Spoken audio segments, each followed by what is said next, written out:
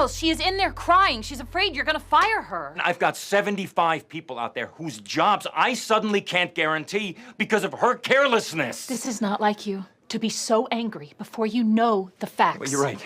You're right. I don't know anything. I don't know how I'm gonna replace our biggest earner. I don't know how I'm going to make payroll next month, and I don't know why you're dating a 40-something guy in publishing who isn't me. Happy birthday to you. Happy birthday to you. I wanted to talk about the big lie and how that sort of relates to the fake news era that we're in now.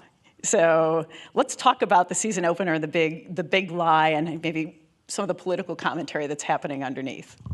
The first episode of this season is starting off with me finding out this lie, and it's been a long time coming, but we're pushing forward, which is very exciting. Like, I'm a big character, obviously, to find out this news about Liza, and it's a huge betrayal for Kelsey, especially with their friendship and the trust that they've built with one another and building this company together. It puts a lot at risk.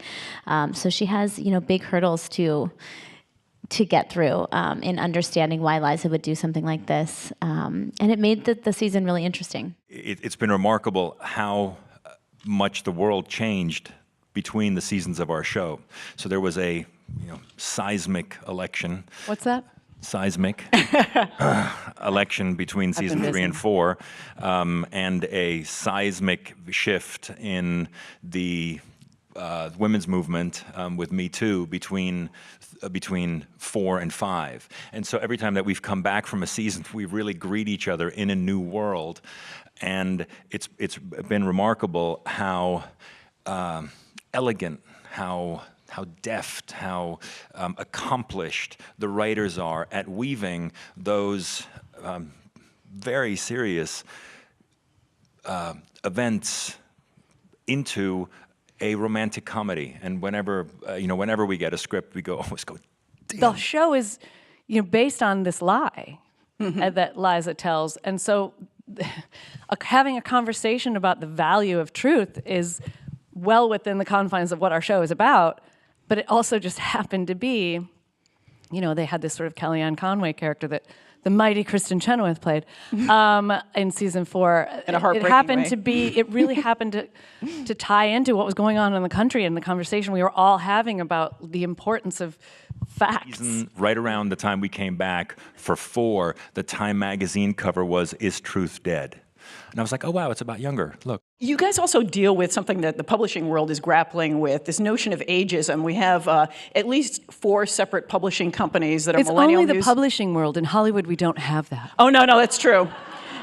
There's Absolutely. It must be hard for them. But what does the show have to say about that and the big lie that's wrapped around this how potent a force ageism is today? Well, I mean, we are in love with youth culture in this country. I think we certainly discount in areas of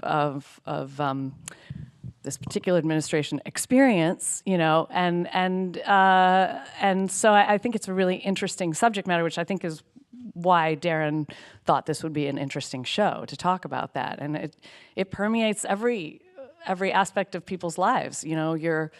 How you define yourself and how others define you based on what your age and their perception of you. And I mean, my character deals with it a lot. This idea that she's somehow becoming obsolete because she doesn't have her finger on the pulse of whatever the next trend is, as opposed to having any kind of value because of her wisdom and her knowledge and her experience, so it's something she grapples with.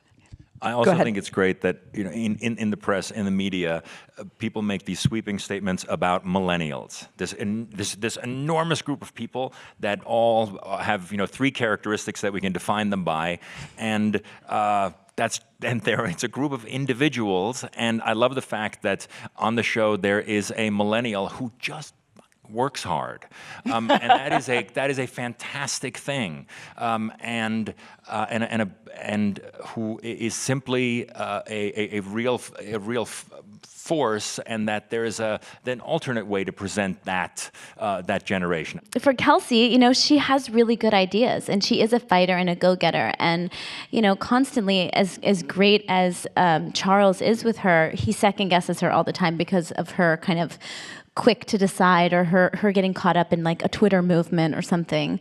But the bottom line is that is important in this day and age. So it's nice to see her have a little bit of depth where she's getting a little heartbroken or getting betrayed, and not just being want to go get her for work and bubbly with like wanting to go out and get drunk with her friends, but like she has feelings in there too.